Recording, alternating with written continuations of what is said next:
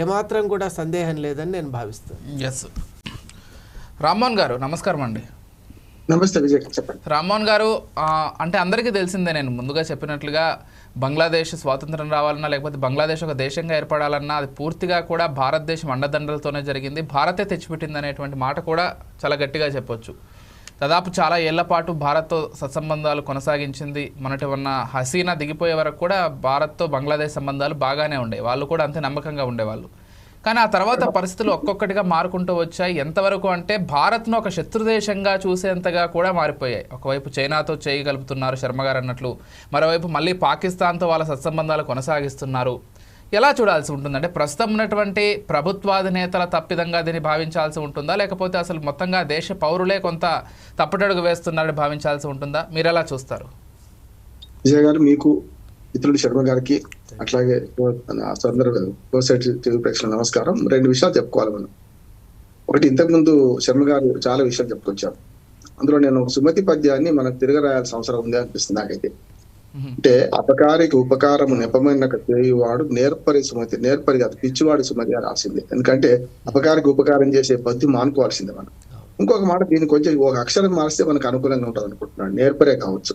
ఎందుకంటే అపకారికి ఉపకారం నెపమెన్నుకు చేయువాడు, నెపమెన్నక కాదు నెపమెన్నాలి అని మనకు పనికొస్తాడే వీడు అని అనుకొని అప్పుడు ఉపకారం చేయాలి తప్ప ఉపకారికి అపకారం చేసి ఇటువంటి బంగ్లాదేశ్ మనకు క్షమించద్దు అంటున్నాం.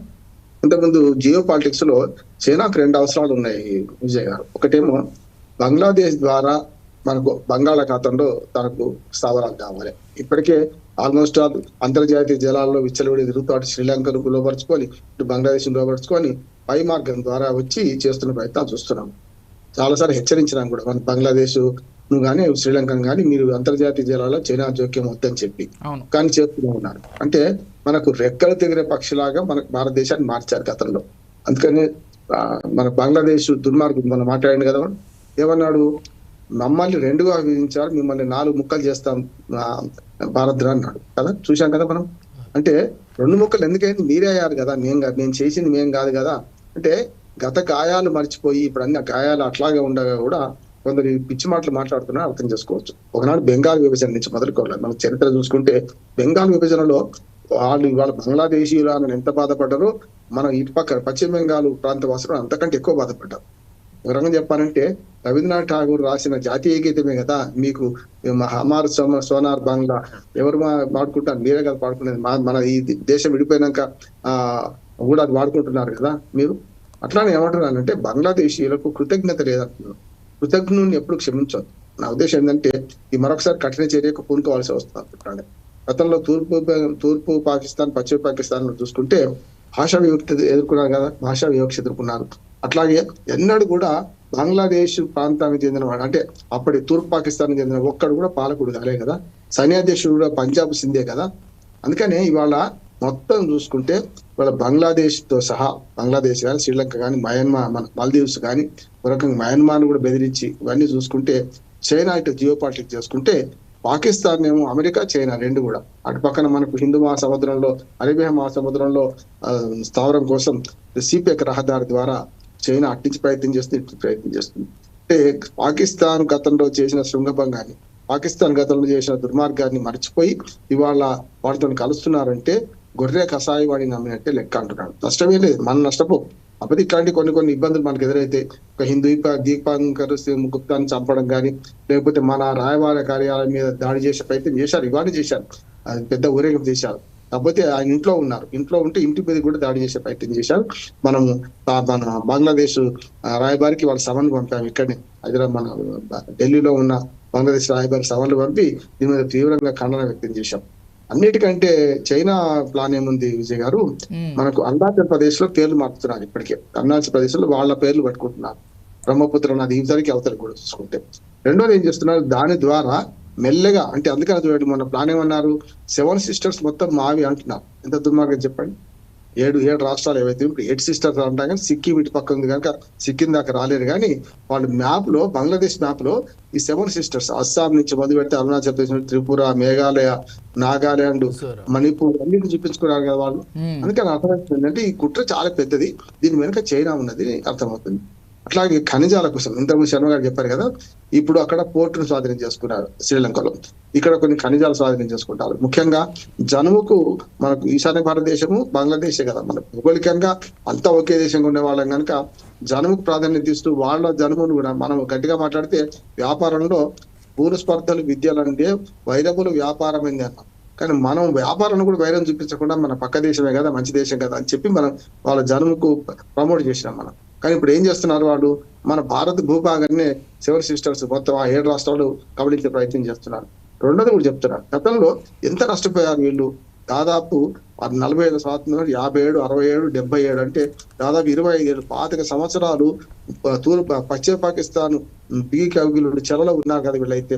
భాషపరంగా అవమానించారు, ప్రాంతం పరంగా అవమానించారు, నాయకత్వం పరంగా అవమానించారు. చివరికి ఎన్నికల్లో తూర్పు పాకిస్తాన్ కి చెందిన ఏదైతే మన ఇప్పుడు బంగ్లాదేశ్ నాయకులు ఎన్నికైతే వాళ్ళకి అధికారం అప్పచెప్పుకుంటా చంపుకుంటూ పోయింది కదా, చూసాం కదా. అందుకని వాళ్ళ అవమానాన్ని మర్చిపోయి ఇవాళ వాళ్ళతో కలుస్తున్నారంటే ఇవన్నీ కూడా ప్లాన్ ప్రకారం ఒక ఉచ్చులో చైనా పాకిస్తాన్ ఉచ్చులో ఇరుక్కున్నారు. చైనానేమో ఆర్థిక ఉచ్చు బిగించింది, పాకిస్తాన్ ఏమో మతం ఉచ్చు బిగిస్తున్నది. ఇప్పుడు చైనా చేసేది ఏంటంటే ఆర్థిక ఉచ్చులో ఉన్నారు. అని చైనా ఏమంటుంది, మీరు సహాయం చేస్తారు, సహాయం ఎందుకు చేస్తున్నారు, ఊరికే చేయరు కదా. నిజంగా పాకిస్తాన్ కానీ మన ఇటు పక్కన బంగ్లాదేశ్ కానీ శ్రీలంక కానీ నేపాల్ కానీ వీళ్ళందరూ భూటాన్తో సహా తోక జాడిస్తున్నారు కదా. వీళ్ళందరూ నేర్చుకోవాల్సింది ఏంటంటే ఒక పాత సంగతి చూసుకొని నేర్చుకోవాలంటున్నాను. ఎందుకంటే బెలూచిస్తాన్ మంచి ఆదర్శం అంటే వీళ్ళందరికీ కూడా.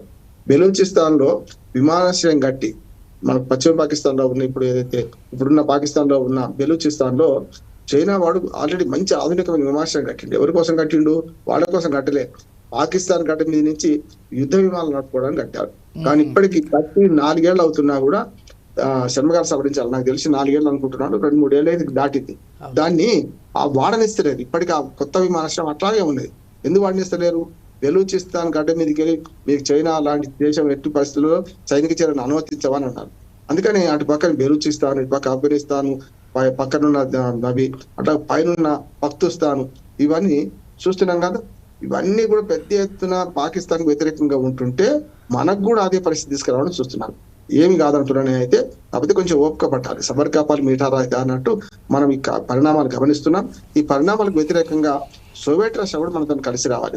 మనకు దురదృష్టం ఏంటంటే సోవియట్ రష్యా మనకైతే మిత్రుడు, అటు చైనాను కూడా అయితే సమర్థిస్తుంది. సమస్య ఎక్కడ వస్తుంది, అప్పుడు ఏమవుతుంది, మనం అమెరికా పక్కన మనం తప్పనిసరి అమెరికా పంచని చేరాల్సి వస్తుంది. అందుకని మొన్న చూశారు కదా, ఫస్ట్ టైం ఇప్పటిదాకా ట్రంప్ మనకు ఫోన్ చేశారు మోడీ గారికి. మొన్న మోడీ గారే ట్రంప్ కు ఫోన్ చేశారు. దానికి కారణం ఉన్నది, ఒక రష్యాని నమ్ముకుంటే లాభం లేదు.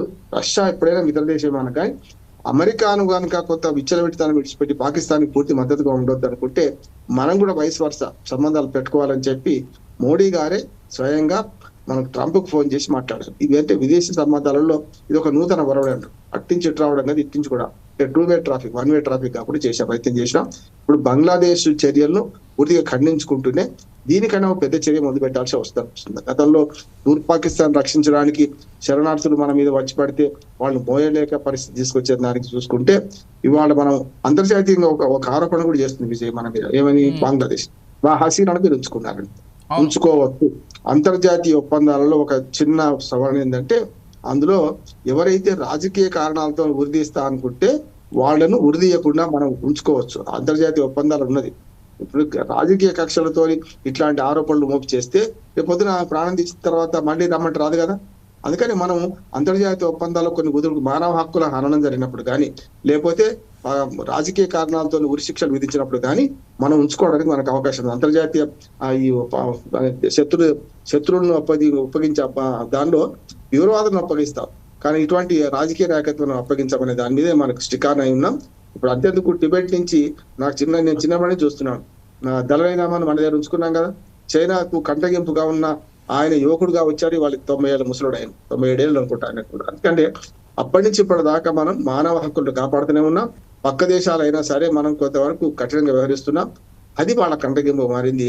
ఇప్పుడు బంగ్లాదేశ్ మీద అతి త్వరలో సైనిక చర్య తీసుకునే అవకాశం కూడా అవసరం కూడా వస్తలేమని అనుకుంటున్నాను. ఇట్లా వీళ్ళు ప్రవర్తిస్తే మాత్రం మంచిది కాదు. యుఎస్ గురించి ఒక చెప్పి ముగిస్తాను. యుఎస్ మాత్రం దుర్మార్గంగా వ్యవహరిస్తున్నాడు.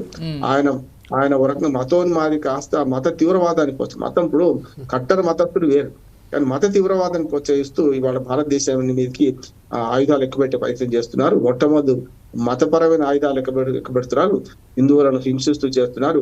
అంటే పాకిస్తాన్ లో హిందువులను కనుక ఎట్లా వెనుక పంపించినామో ఇక్కడి నుంచి కూడా హిందువులను వెనుక పంపిస్తామంటున్నారు. దాన్ని ధీటుగా మన భారతదేశం స్పందిస్తుంది. మనకు ఎన్ఆర్సీలో హిందువులు కనుక బంగ్లాదేశ్ నుంచి పాకిస్తాన్ నుంచి ఇక్కడికి వస్తే మనం ఆశ్రయం ఇవ్వడం కాదు, పౌరసత్వం కూడా ఇస్తామంటున్నాం. ముస్లింలు మాత్రం ఒప్పుకునేది అంటున్నాం. ఇది వరకు చెప్పాలంటే వాళ్ళ కట్టగిపుగా ఉన్నా కూడా ఈ నిర్ణయం మంచిది. ఇప్పుడు ఆపదలో ఉన్న మన భారతదేశంలో హిందువుల్ని మనం హక్కును చేసుకోకపోతే ఎడిపోతారు, వాళ్ళు ఏ దేశాన్ని ఆశ్రయిస్తున్నటువంటి వాళ్ళకు ఒక బహిరంగంగా పిలుపు ఇవ్వాలంటున్నారు. భారతదేశం ఏం చేయాలంటే పాకిస్తాన్ లో కానీ బంగ్లాదేశ్ లో కానీ ఎక్కడ హిందువులు ఎవరైనా ఉంటే మీకు అక్కడ ఇబ్బంది ఉంటే మన దేశంలో రాని పౌరసత్వం ఇస్తామని చెప్పాలి. ఆ పౌరసత్వ ఎన్ఆర్సీ రిజిస్టర్ లో స్పష్టంగా రాసుకున్నాం మనం ఏమని, అక్కడి నుంచి హిందువులు ఎవరైనా వస్తే మనం హక్కును చేర్చుకుంటాం, పౌరసత్వం ఇస్తామని. దాన్ని కొంచెం బహిరంగంగా చెప్పాల్సిన అవసరం నిజమండి. ఎందుకంటే ఈరోజు అంటే ఇతర మతస్థులకు క్రిస్టియన్లకు కానీ లేకపోతే ముస్లింలకు కానీ ఎన్నో దేశాలు ఉన్నాయి ఒకవేళ శరణార్థులుగా వెళ్ళాలనుకుంటే, కానీ హిందువులకు ఉండే ఏకైక దేశం భారతదేశం. కాబట్టి భారతదేశంలో కూడా మనం స్థానం కల్పించలేకపోతే వాళ్ళ పరిస్థితి అగమ్య గోచరంగా ఉంటుంది, వాళ్ళకి ఇంకా మరణమే శరణ్యం అనేటువంటి స్థితి కూడా రావచ్చు. కాబట్టి ఖచ్చితంగా భారత ప్రభుత్వం ఈ అంశం పైన కొంత బహిరంగంగా మీరు అన్నట్లుగా స్టేట్మెంట్ ఇవ్వాల్సినటువంటి అవసరం ఉంది, వాళ్ళకు ఒక భరోసా కల్పించాల్సినటువంటి అవసరం కూడా ఉంది. ఈరోజు బంగ్లాదేశ్లో కూడా హిందువులను టార్గెట్గా చేసుకుని ఎన్ని దాడులు జరుగుతున్నాయో మొన్న కావచ్చు ఈరోజు కావచ్చు స్పష్టంగా చూస్తూనే ఉన్నాం. ఒక హిందువును చంపేసి తీసుకెళ్లి చెట్టుకు కట్టేసి కాల్ చేశారంటే ఇంతకంటే దుర్మార్గం ఉంటుందా? అనేక దేవాలయాలపైన దాడులు జరుగుతున్నాయి, ఇస్కాన్ లాంటి సంస్థలపైన ఉచిత భోజనాలకు పెడుతూ ఉంటారు, ఏ మతం ఈ మతం అని చూడకుండా. అటువంటి వాళ్ళపైన కూడా దాడులు చేస్తున్నారంటే అంటే ఎంత తీవ్రంగా మతం అక్కడ ఒక ఎఫెక్ట్ని చూపిస్తుందో మనం చూడగలుగుతున్నాం. అండ్ శర్మ గారు మనం గమనించినట్లయితే పాకిస్తాన్ విషయంలో కావచ్చు, బంగ్లాదేశ్ విషయంలో కావచ్చు